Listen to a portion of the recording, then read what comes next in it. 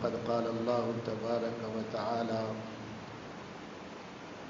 قل إن كنتم تحبون الله فاتبعوني يحببكم الله ويغفر لكم ذنوبكم والله غفور رحيم۔ اللہ تبارک و تعالی شانہ ارشاد فرما رہے ہیں کہ اے نبی صلی اللہ علیہ وسلم، آپ اہل کتاب سے کہہ دیجئے کہ اگر تم لوگ اللہ تعالی سے محبت کرتے ہو اور اللہ تعالی کے محبوب ہونے کا دم بھرتے ہو تو میری اتباع کرو، اللہ تمہیں چاہنے لگے گا، محبت کرنے لگے گا، اور جو غلطیاں ہو گئی ہیں اور جو گناہ ہو گئے ہیں ان کو اپنے کرم سے معاف فرما دے گا، اور اللہ بہت بخشنے والا مہربان ہے۔ اور آپ کہہ دیجئے کہ اللہ کی اور اس کے رسول کی اطاعت کرو۔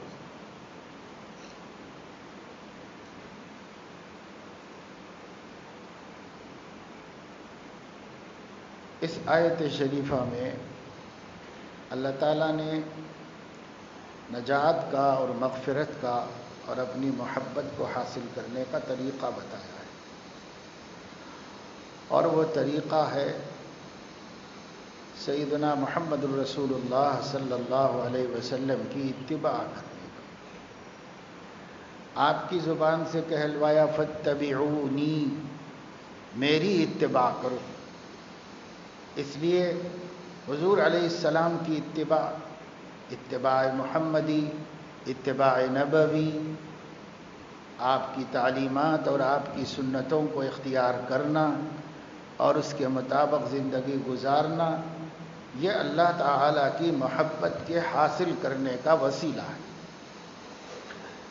یہودیوں کو خوش فہمی تھی، نصارہ کو بھی تھی، اور وہ لوگ مسلمانوں پر برتری جتاتے ہوئے یہ کہتے تھے نحن ابناء اللہ و احباؤہ، ہم اللہ کی اولاد ہیں، ہم اللہ تعالیٰ کے بیٹے ہیں، ہم اللہ تعالیٰ کے احبا ہیں، یعنی اس کے محبوب اور اس کے چہیتے اور اس کے پسندیدہ لوگ ہیں۔ یہ ان کو خوش فہمی تھی، بلکہ حقیقت میں غلط فہمی تھی۔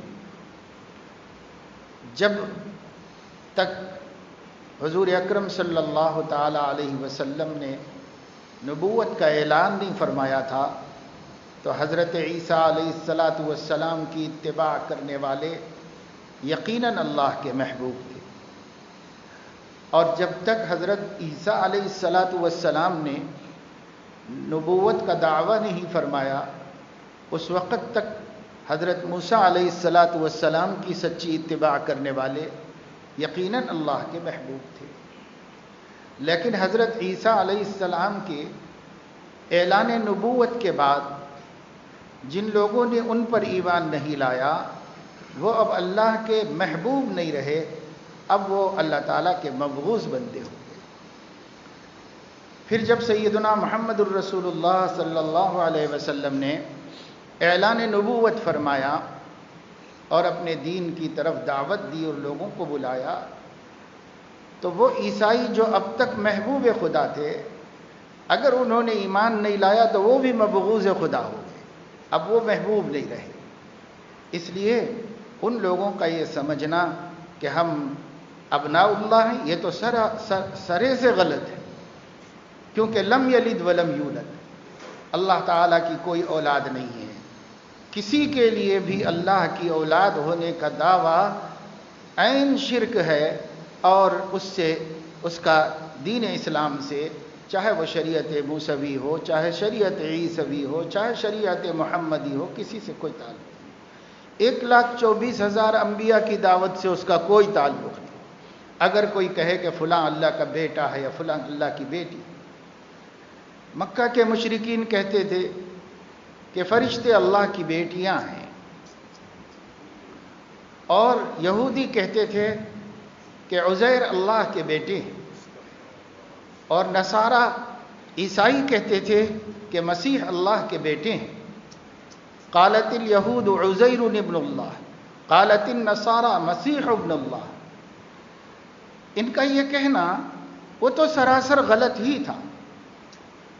محبوب ہونے کی بات بھی اس وقت کہہ سکتے تھے جبکہ وہ اللہ کے رسولوں کی سچی اتباع کرنے والے تھے، کیونکہ اللہ کی محبت کا وسیلہ نبی وقت کی اتباع ہے۔ جب تک حضرت عیسیٰ نہیں تشریف لائے تھے تو یہودیوں کو حضرت موسیٰ کی سچی اطاعت اللہ کا محبوب بنا رہی، اور جب حضرت عیسیٰ علیہ السلام تشریف لائے تو یہودیوں کو حضرت عیسیٰ کی اتباع کرنا اللہ کا محبوب بنا رہا تھا، اور جو حضرت عیسیٰ کی اتباع نہیں کر رہے تھے وہ حضرت موسیٰ کی کر رہے ہوں تب بھی محبوب نہیں رہے اللہ۔ اور جب سیدنا محمد الرسول اللہ صلی اللہ علیہ وسلم نے نبوت کا اعلان فرمایا اور اللہ کے بندوں کو دعوت دی، تو اب یہودی چاہے موسیٰ علیہ السلام کی اتباع کر رہے ہوں، چاہے عیسیٰ علیہ السلام کی اتباع کر رہے ہوں، اگر وہ ان کو چھوڑ کر حضرت محمد صلی اللہ علیہ وسلم کی اتباع کرتے تو محبوب خدا باقی رہتے، لیکن جب انہوں نے ایسا نہیں کیا تو اب وہ محبوب خدا نہیں رہے۔ ان میں سے جو اس نبی پر ایمان لایا وہ بالآخر برابر محبوب خدا رہے۔ حضور علیہ السلام نے ہرقل کو، روم کے بادشاہ کو دعوت دی اور فرمایا کہ اسلام قبول کر لو، دنیا آخرت میں مامون اور محفوظ ہو جاؤ گے، اور یؤتک اللہ اجرک مرتین، اللہ تمہیں دوگنا اجر دے گا، اس لیے کہ پہلے سے ایک نبی برحق کی تم اتباع کر رہے ہو اور ان پر ایمان رکھے ہوئے ہو، اب جب نبی برحق دوسرے آگے ان کی اتباع کر لو گے تو وہ بھی ضائع نہیں ہوگا جو پہلے سے تھا، اور یہ بھی قبول ہو جائے گا۔ لہذا یؤتک اللہ اجرک مرتین، اللہ تجھے ڈبل اجر عطا فرمائیں گے۔ تو بہرحال اس کی نصیبے میں نہیں تھا، وہ نہیں اسلام کو قبول کیا۔ اس نے اپنے درباریوں کو جمع کیا، ان کے سامنے حضور علیہ السلام کا والا نامہ، آپ کا دعوت نامہ پڑھوا کر سنایا، اور جب اس کو سن لیا تو اس نے خود ہی یہ بات کہی، مجھے یقین تھا کہ وہ مبعوث ہونے والے ہیں، اور تورات انجیل کے علم کا وہ عالم تھا، اور اس زمانے میں جو نجوم کا علم تھا اس کا بھی ماہر تھا، اور ان سب کی روشنی میں اسے یقین تھا کہ حضور تشریف لانے والے۔ اس نے یہاں تک کہا کہ مجھے یقین ہے کہ بہت جلد وہ وقت آنے والا ہے، میں جس جگہ بیٹھ کر، یعنی استنبول میں بیٹھ کر بول رہا تھا، میں جس جگہ بیٹھ کر یہ بات کہہ رہا ہوں، یہ ملک شام اور یہ ترکی اور یہ روم، یہ سب ان کے قدموں کے نیچے چلے جانے والے علاقے، سب انہی کے قبضے میں جائیں گی اور وہ سب زمین کے مالک ہونے والے۔ اور یہ بھی کہا کہ مجھ سے ممکن ہو سکا تو میں آج یہاں نہ ہوتا، ان کی خدمت میں حاضر ہو کر ان کے پیروں کو دھونے کا خدمت کرتا اور اس کا کام کرتا میں۔ لیکن اس کے باوجود جب اس نے لوگوں سے کہا کہ بھائی کیا کہتے ہو تم لوگ، مجھے تو سب یہ سمجھ میں آ رہا ہے کہ یہ برحق ہے، اسے قبول کریں، ہماری دنیا کی عزت بھی اسی میں ہے، ہماری مملکت بھی باقی رہے گی، ہماری حکومت بھی رہے گی اور آخرت بھی کامیاب ہو جائے گی۔ لیکن اس نے محل کے سارے دروازے بند کروا دیے تھے، حمص پہنچ کر کے، قلعہ تھا اس کے، قلعے کے سب دروازے بند کروا دیے تھے۔ تو سب اس کے درباری لوگ مارے غصے کے اٹھ کے بھاگنے لگے دروازوں کی طرف، لیکن جو دروازے پہ گیا تو بند پایا، مجبور ہو گئے، باہر نہیں نکل سکے۔ اس نے کہا کہ لوگوں کو بلاؤ، واپس بلاؤ، پھر آ جائیں، اپنی اپنی سیٹوں پر بیٹھ جائیں۔ سب لوگ آئے، اپنی اپنی جگہ پر بیٹھ گئے، اور اس کے بعد اس نے کہا کہ تم لوگ سمجھے کہ میں کوئی نادان آدمی ہوں اور میں اتنی جلدی عربوں کے نبی سے مرعوب ہو جاؤں گا اور ان کو مان لوں گا؟ ایسا کچھ بھی نہیں ہے، میں تو تم لوگوں کے یقین کو آزما رہا تھا کہ کہیں تم نہ پھسل جاؤ. اب مجھے پتا چل گیا کہ تم لوگ نہیں پھسلنے والے ہو, تم اپنا دین برحق سمجھتے ہو, اس کو چھوڑنے والے نہیں ہو. لہذا میرے کہنے کا یہ مقصد تھا, میں تم کو آزما رہا تھا, میں کب بدلوں گا. بس جیسے یہ کہا سب لوگ اس کے سامنے تعظیمی سجدے میں گر پڑے اور اس کے تخت و تاج کو بوسہ دیا اور اس کے تعظیم بجا لائے اور کہا نہیں ہمارا بادشاہ بہت سمجھدار ہے, بہت عقل مند ہے, نہیں بنے گا مسلمان. پچھتاتا رہا عمر بھر, لیکن حکومت کی ہوس نے اسے مسلمان ہونے سے محروم کر دیا, نہیں مسلمان ہوا. بعد میں بہت کچھ افسوس کرتا رہا, بعد میں اپنی حرکت پر پشیمان تھا, کیونکہ اسے یقین تھا کہ یہ نبی سچے نبی ہیں اور برحق. تو دیکھیے اتباع نہیں کیا, اور ہرقل بھی اہل السنت والجماعت کے تحقیق اور اعتقاد کے مطابق کفر پہ مرا ہے, مسلمان نہیں مر سکا. جیسے ابو طالب کفر پہ مرے, ایسے ہی ہرقل بھی کفر پہ مرا ہے. ابو طالب کا بھی یقین تھا کہ یہ سچے نبی. کتنے برس پہلے انہوں نے اپنے بیٹے سے کہا تھا, سیدنا علی کرم اللہ وجہہ سے, جب انہوں نے کہا تھا کہ ابا یہ ہمارے بھائی جان کا دین مجھے اچھا لگتا ہے, وہ نماز پڑھتے ہیں, میرا جی خوش ہوتا ہے. 10 سال کے تھے حضرت علی. تو ابو طالب نے کہا کہ بیٹے وہ سچے ہیں, ان کا دین قبول کر, ان کے دین پہ تم جم جاؤ. چنانچہ 10 برس کی عمر میں سب سے پہلا لڑکا تھا جو نابالغ حالت میں 10 برس کی عمر میں ایمان لایا سیدنا محمد الرسول اللہ صلی اللہ علیہ وسلم پر, اور سچے مسلمان بنے, آخری سانس تک وفادار مسلمان بنے رہے حضور علیہ الصلاۃ والسلام کے. لیکن اپنے بچے کو نجات کا راہ دکھانے والا باپ خود ایمان نہیں لا سکتا, خود ایمان نہیں لائے. حضور اکرم صلی اللہ علیہ وسلم نے فرمایا تھا کہ چچا جان آپ کے میرے اوپر بہت مادی دنیاوی احسانات ہیں, میں آپ کا بھلا چاہتا ہوں, ایک دفعہ آپ میرے سامنے اقرار کر لیجیے, قیامت میں شفاعت کے ساتھ آپ کے لیے حاضر ہو جاؤں گا. تو کہنے لگے بھتیجے تم سچے ہو, تمہارا دین سچا ہے, تمہاری دعوت سچی ہے, لیکن کیا کروں, مجھے ڈر ہے کہ قوم کے لوگ کہیں گے کہ سردار اخیر وقت میں بھتیجے سے ڈر گئے, یہ آر نہیں لینا چاہتا, یہ بدنامی نہیں لینا چاہتا, چاہے آخرت میں رسوا ہو جاؤں, چاہے جہنم میں چلے جاؤں, آگ کا ایندھن بن جاؤں. نہیں اس شرم کو برداشت کیا اور بے ایمان دنیا سے چلے.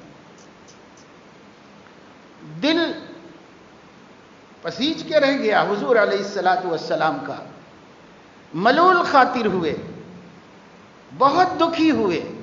جو کسی عام سے عام انسان کے بے ایمان مرنے کو برداشت نہیں کر سکتے تھے, وہ اپنے محسن و مہربان چچا کے مرنے کو کیسے برداشت کر سکتے.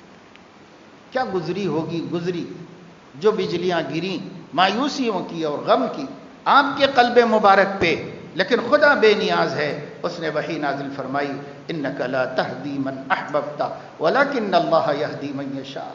اے نبی آپ جس کو چاہیں ہدایت نہیں دے سکتے, اللہ جس کو چاہے ہدایت دے سکتے. جب سب کچھ جانتا تھا آپ کا چچا, سمجھتا تھا, حق و باطل میں تمیز کرتا تھا, میں نے سب کچھ ان کو عطا کیا تھا, اور وہ قبول نہیں کرتے ہیں صرف تکبر کی وجہ سے, تو میرے مقابلے میں کون متکبر آیا ہے, میں ہی سب سے بڑا متکبر. اللہ تعالیٰ نے محروم کر, یہی استکبار, یہی انانیت, یہی بڑا پن اور بڑے پن کی ہوس آج ہم کو ہدایت پر قائم رہنے سے محروم. وہ بڑی محرومی میں مبتلا ہوا, ہم لوگ اس سے کم درجے کی محرومیوں میں, مگر محرومیوں میں تو اسی وجہ سے مبتلا ہوتے ہیں. مرض اس کا بھی وہی تھا, مرض ہمارا بھی وہی. حق ہمارے سامنے ہے, جان رہے, مان رہے, عمل اس لیے نہیں کر رہے ہیں کہ شان کے خلاف ہوگا, عمل اس لیے نہیں کریں گے لوگ کیا کہیں گے, عمل اس لیے نہیں کر رہے ہیں کہ بدنامی ہوگی. وہی جو ابو طالب نے کیا تھا وہی ہم کرتے ہیں. فرق یہ ہے کہ اس نے ایمان کے بارے میں کیا جو سب سے بڑا خسارہ تھا, ہم اعمال کے بارے میں کرتے ہیں, اور ہمارے لیے یہ بھی خسارہ ہے اور یہ بھی بڑا نقصان ہے. تو جو چیزیں درمیان میں آ رہی ہیں یہ محبت نہیں. اگر محبت ہے تو اللہ فرما رہے ہیں فاتبعونی، اے نبی آپ کہہ دیجئے کہ میرا کہنا مانو تو ہی سب کچھ ہے، اب میرا کہنا نہ مانو تو محبت کا بھی کوئی معیار نہیں. کتنا چاہتے تھے ابو طالب. احادیث میں آتا ہے خود حضور علیہ الصلوۃ والسلام نے ان کی مہربانیوں کا تذکرہ فرمایا. ان کی وجہ سے ابو طالب کو بھی 3 سال جیل میں رہنا پڑا، اپنے بھتیجے کی وجہ سے جس پہ ایمان بھی نہیں لائی تھی. صرف سرپرستی کرنے کی وجہ سے مکے والوں نے ان کو جیل میں ان کے ساتھ ڈال دیا. ہمارے نبی بھی 3 برس جیل میں رہے، اور ہمارے نبی کے ساتھ ابو طالب بھی رہے اور برداشت کرتے رہے، بلکہ رات رات بھر جاگ کر نگرانی کرتے تھے، چاروں طرف سے پہرہ داری کرتے تھے کہ میرے بھتیجے پہ کوئی رات کی تاریکی میں حملہ نہ کرے. آپ خود فرماتے ہیں کہ چچا مجھے جگہ بدل بدل کے سلاتے تھے. کبھی آج یہاں سویا تھا، بیٹا آج یہاں مت سو، کل لوگوں نے دیکھا ہوگا تم کہاں سوتے ہو، اس لیے ادھر جا کے سو جاؤ، ادھر جا کے سو جاؤ. جگہ بدلواتے تھے کہیں کوئی حملہ نہ کرتے. یہ کیا محبت ہے، کتنی محبت ہے. اس محبت میں انہوں نے اگر جان بھی دینی پڑی تو دینے کے لیے تیار تھے. اس محبت میں انہوں نے اپنی سرداری کی ذلت بھی برداشت کر لی. اس محبت میں انہوں نے 3 سال کی قید بھی برداشت کر لی. اس محبت میں وہ راتوں کو جاگ جاگ کر کے ان کی حفاظت کرتے تھے. اس محبت میں وہ اپنے گھر میں کسی کو بھتیجے سے پہلے کھانا کھانے کی اجازت نہیں دیتے تھے. اس محبت میں وہ کیا کچھ کرتے تھے. لیکن یہ محبت رشتہ داری کی تھی، للہ ہی نہیں تھی، اللہ کے واسطے کی نہیں تھی. اگر اللہ کے واسطے کی محبت ہوتی تو معتبر ہو جاتی، اب کبھی محروم نہ ہوتی. پوچھا گیا حضور علیہ السلام سے ایمان کی سب سے مضبوط کڑی کون سی ہے؟ فرمایا الحب فی اللہ والبغض فی اللہ. محبتیں اللہ کے لیے ہوں، خون محبت کا سبب، رشتہ داری محبت کا سبب، حسن و جمال محبت کا سبب، جاہ و جلال محبت کا سبب، اقتدار محبت کا سبب، کرسی محبت، یہ سب سببیں باطل ہیں، فانی ہیں. اللہ باقی ہے، اللہ کی وجہ سے محبت کرو تو وہ محبت باقی ہے، معتبر ہے. کسوٹی یہی ہے کہ آپ کسی کو چاہتے ہیں تو کس کے واسطے چاہتے ہیں؟ نفس کے واسطے چاہتے ہیں تو باطل محبت ہے، جہنم میں جائے گی. اللہ کے واسطے چاہتے ہیں، حق محبت ہے، جنت پہ جائے گی. محبتوں کا منشا کیا ہے؟ محبتوں کا سبب کیا ہے؟ اللہ کے لیے کرو، کسی سے، یہاں تک کہ ہم نبی سے محبت اللہ کے لیے کرتے ہیں، ہم ماں باپ سے محبت اللہ کے لیے کرتے ہیں. اگر کسی کی ماں باپ سے محبت میں اللہ نہیں شامل ہے تو وہ محبت دنیا کے فائدے تو دلا دے گی، لیکن اس محبت کا آخرت میں اور ایمان میں کوئی اعتبار نہیں. ایمان میں جس محبت کا اعتبار ہوتا ہے، جس محبت کو ایمان کا جز قرار دیا گیا ہے، وہ محبت وہ ہے جو اللہ کی نسبت سے ہو. اللہ باقی ہیں، باقی کی نسبت سے ہر چیز باقی ہے، اور فانی کی نسبت سے ہر چیز فانی، سب ختم. اللہ کی نسبت سے کرو، سب محبتیں اللہ کی نسبت سے ہیں. اس لیے اللہ نے ہمیں حکم دیا ہے کہ یہود و نصارہ کو مخاطب کیا، اور وہ آیت آج ہم سے بھی خطاب کر رہی کہ مسلمانوں ان کنتم تحبون اللہ فاتبعونی یحببکم اللہ. اے میری امت، اگر تمہارے لیے بھی یہی قاعدہ ہے، اگر تم اللہ کے محبوب بننا چاہتے ہو میری اتباع کرو. جو جتنی اتباع نبی کی کرے گا اتنا کامیاب. ہم نے الحمدللہ اس درجے اتباع تو کر لی ہے کہ انہیں نبی مان لیا ہے، ان کی دعوت کو قبول کر لیا ہے، ان کے دیے ہوئے عقیدوں کو اپنے لیے پسند کر لیا ہے. یہ بھی اللہ کا کرم ہے. اس حد تک ہم نے نبی کی اتباع کر لی ہے تو اب ہمیشہ کی ناکامی سے نکل کر کے ہم کامیابی کے دائرے میں آ گئے ہیں اور کامیابی میں داخل ہو گئے ہیں. لیکن بات اس پہ ختم نہیں ہو جاتی. بات آگے دین میں، اعمال میں، زندگی میں ان کی اتباع کر کے بتانے کا ہے. یہ تو عقیدے میں کر لی ہم نے اتباع، اب زندگی میں اتباع کرنے کی بات ہے، اس کو بھی کرنا پڑے گا. تو پھر دخول اولوی ہو جائے گی، اور نہیں تو پہلے وہلے میں جنت میں داخل ہونا ممکن نہیں ہوگا. جہنم میں گئے بغیر جنت میں نہیں آ سکتے. جہنم میں جا کے آنا پڑے گا. ڈائریکٹ جنت میں جانا چاہتے ہو تو جیسے عقیدے میں ان کی اتباع کر لیے ہو, اب اعمال میں بھی ان کی اتباع کر لو. ہماری عبادتیں اور ہماری معاملات, لین دین اور ہماری معاشرت یعنی رہن سہن, ہمارا باہم ایک دوسرے کے ساتھ سلوک, ہماری انفرادی زندگی, ہماری اجتماعی زندگی, ہماری ازدواجی زندگی, ہمارے پڑوس کے ساتھ تعلقات اور ہمارے لین دین اور کاروبار, ہماری پوری زندگی میں ہمیں فاتبعونی پر عمل کرنا پڑے گا. کیا کہہ رہے نبی؟ میرا اتباع کرو, میرا ہر چیز میں ان کا اتباع کرو.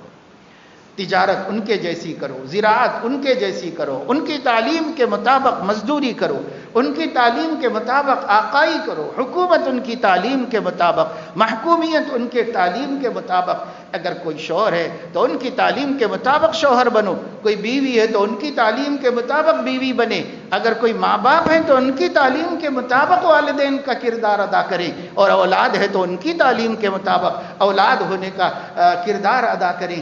ہر رشتہ, ہر علاقہ, ہر تعلق ہمارا بتائے کہ ہم کسی کی اتباع کرتے ہیں, کسی کو اپنا نبی مانتے ہیں. ہم بتائیں, بتا رہے ہیں ہم.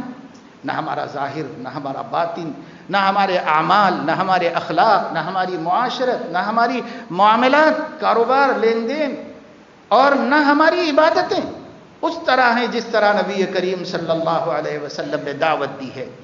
تو دیکھیے, اب اتباع کے دو حصے تھے. ایک یہ کہ اتباع کرو دعوت عقیدہ میں, دعوت توحید میں, عقیدے کی دعوت میں نبی کا اتباع کرو. تو اللہ کی توفیق سے ہم نے اس میں اتباع کیا, اور اب ہم اس میں بھی اتباع نہ کرنے والوں سے الگ ہو گئے, ممتاز ہو گئے. ہمارا مرتبہ ان سے اللہ نے اونچا کر دیا, اور اللہ پاک نے ہمیں اس محرومی سے اور اس نامرادی سے بچا لیا جس میں آپ کی عقیدے میں اتباع نہ کرنے والے مبتلا ہیں. اللہ نے ہمیں بچا لیا. اب اس کے بعد ہمیں اس کا شکر ادا کرنا چاہیے. کیسے کرنا چاہیے؟ اتباع کا دوسرا حصہ ہے زندگی میں ان کی اتباع کرو. دن میں, رات میں, صبح میں, شام میں, اچھے میں, برے میں, صحت میں, بیماری میں, اچھے حالات میں, برے حالات میں, معاشی تنگی میں اور خوشحالی میں, ہر ایک میں ان کا اتباع کرو. ان کے علاوہ کسی کو اپنے لیے آئیڈیل نہ بناؤ, اسوہ نہ بناؤ, انہی کو بناؤ. وہ کام باقی ہے, وہ کام ہم نہیں کر رہے ہیں.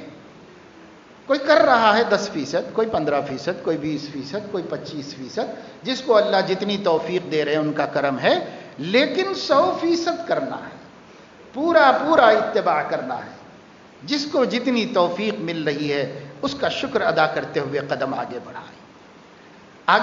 کیا زندگی کا بھروسہ ہے؟ کتنے لوگ گزر گئے. ہم گھروں میں بیٹھے رہے 3-4 مہینے مسلسل. ہمارے بیٹھے رہنے کے دوران ہمارے کان بس یہی سنتے رہے کہ فلاں جاننے والے گزر گئے, فلاں گزر گئے, فلاں گزر گئے, فلاں گزر گئے, جوان گزر گئے, بچے گزر گئے, کیسے لوگ گزر گئے. مجھے بھی میسیجز آتے تھے, فون آتے تھے, اپنی مصیبت لوگ سناتے تھے, تعلق والے.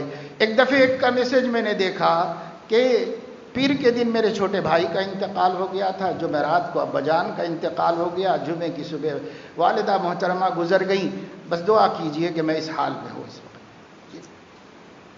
کیا کیا لوگوں پہ بیتا ہے اور کیسے کیسے حالات سے گزرنا ہوا ہے. جنہیں خدا نے اس بلا سے بچایا, اس وبا سے بچایا, انہیں کتنا فرما بردار بن جانا چاہیے تھا اور کتنا اپنے نبی کا وفادار بن جانا چاہیے تھا. زندگی میں نمایاں تبدیلی آ جاتی, ہمارے حالات بدل جاتے, ہمارا ظاہر بدل جاتا, ہمارے باطن بدل جاتا, ہمارے اعمال بدل جاتے, ہمارے اخلاق بدل جاتے. مولا تیرا شکر ہے کہ کتنوں کو تو نے مبتلا کیا اور ہمیں بچا لیا. لیکن ہم نے ایسا نہیں کیا. ہماری بے حسی بہت مضبوط ہو چکی ہے, ہماری غفلت بہت پرانی ہو چکی ہے. اس کو بہت محنت سے ذکر میں بدلنا پڑے گا, احساس میں بدلنا پڑے گا, بڑی محنتوں کی ضرورت پڑے گی. اللہ ہمیں توفیق نصیب فرمائے, اور اللہ رب العزت اپنے کرم سے ہماری بے حسی کو احساس سے بدل دے, ہماری غفلت کو ذکر سے بدل دے, اور یادداشت سے بدل دے، اور اللہ پاک ہمیں اپنے احسانات کا احساس اور اپنے نبی مکرم سیدنا و حبیبنا محمد الرسول اللہ صلی اللہ علیہ وآلہ وصحبہ وسلم کی سچی اتباع کی توفیق نصیب فرمائے۔ آمین وآخر دعوانا الحمدللہ۔